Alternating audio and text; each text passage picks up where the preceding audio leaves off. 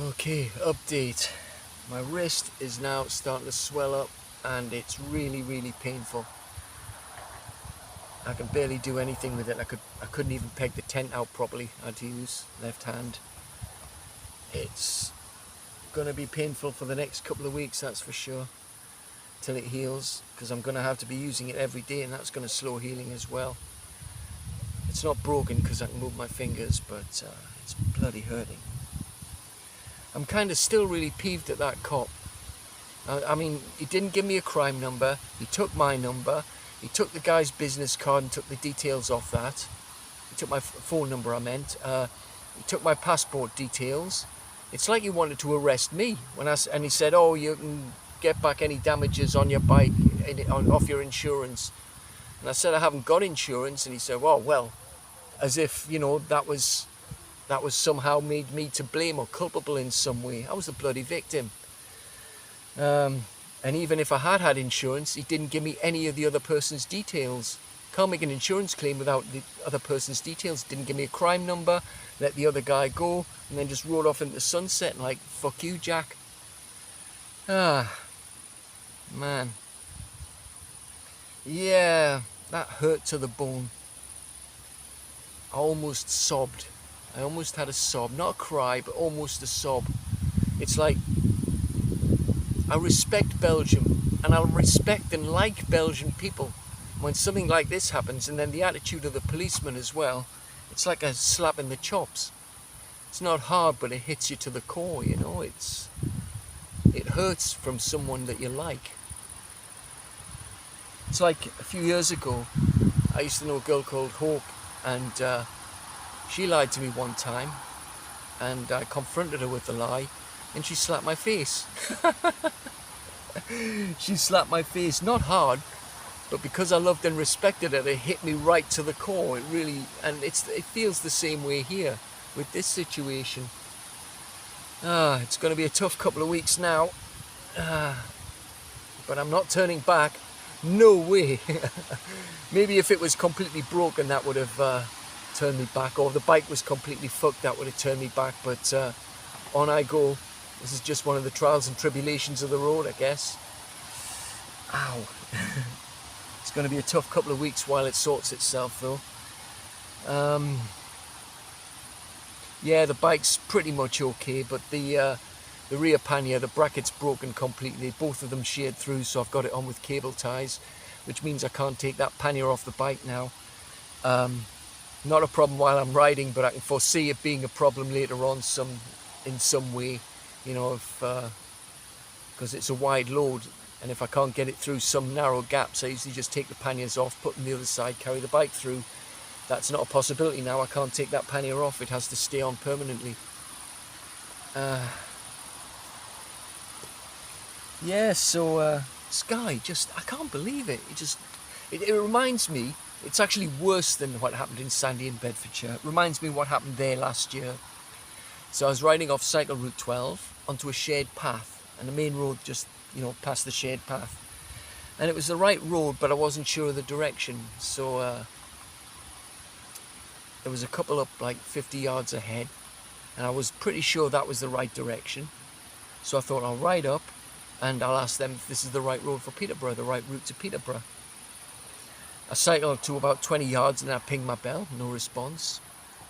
10 yards, ping my bell again, still no response. So I'm almost on top of them and I'm pinging my bell like, are they even going to get out the way? And the guy actually stepped to his left into my path, made me go around on the grass verge, and as I've gone around on the grass verge, fucker's whacked me across the back with his walking stick. I shit you not. He's took a big swipe and just whacked me across the back. I absolutely lost it. I stopped the bike, and what I should have done if I had kept a cooler head is just arrested him, citizen's arrest under the provisions of the Police and Criminal Evidence Act. Let's get him in trouble with the police. But I was so outraged, I was so gobsmacked, I just started effing and blinding at him. And he took out his phone and started filming me as if I'd done something wrong. And I could see the scenario play out in my head if I'd had done anything to him. He was even prodding me with his stick. He prodding me with his stick before he took his phone out, like, get back, get back. Miserable old bastard. And I could see why he was filming. If anything had have happened, if I had smacked him or something, which I wasn't about to, he would have weaponized the police. He would have showed the footage but made no mention of the fact that he whacked me across the back with his walking stick and his wife was there to back him up. So it's word of two elderly locals against a travelling cycle vagrant, cycle nomad with no sort of solid roots. So you obviously know, I obviously knew what way that would go if it played out that way. I just gave him a piece of my bloody mind. But this is exactly the same thing. It was completely unprovoked, completely unwarranted.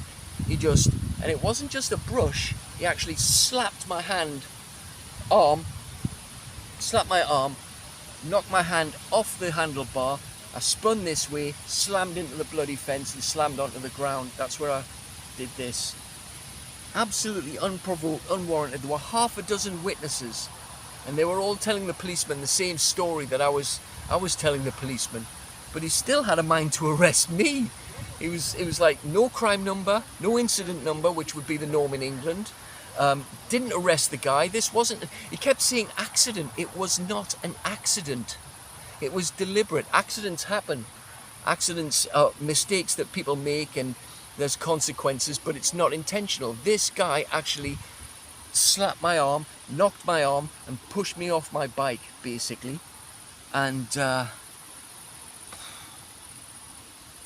anyway, there's nothing going to make me turn back short of the bike being completely written off or me being completely written off. On I go. It's just one of the things of the road, I guess. Just one of the trials and tribulations. So,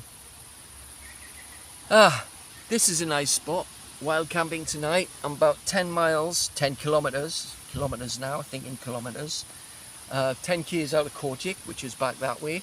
The canal is just behind me, and this is a little mini nature reserve. Let me stand up and picnic bench there. Hang on, tilt this way. There you go. So, picnic bench. I'm the world's worst cameraman, by the way. And this is the nature behind me. Lovely. There's the tent. There's the bike behind the tent with the pannier on. There's a main road up there, but that'll go quiet, you know, come dusk. And the canal is just the other, where that tree is there. That tree is there, is the canal stroke river right behind me. So tomorrow, Ghent and Brussels, if the bike holds up. I think there might be some minor damage and it's not showing at the moment, but I think it's probably going to make itself felt in the next few days. I hope not. I've got enough money to fix it if it does, you know, but that's not the point. The point is, that's my baby. Bike's my baby. It's part of me, like my guitar. It's part of me. Well, incidentally, the guitar, I was just getting back into it. I was just getting the rhythm back because I haven't been practicing as much as I should. Had a little jam on the campsite. That's on hold for the next couple of weeks till this sorts itself out. It's really painful, man. I know it's not fractured because I can move my fingers, but bloody hell, it hurts like hell. I can't lift any weight with it. I had problems taking the panniers off the bike. I had problems pitching the tent. I can't put any weight on it, so it's going to be a bit of a bind for the next couple of weeks. But, well, these things are sent to try us, as they say.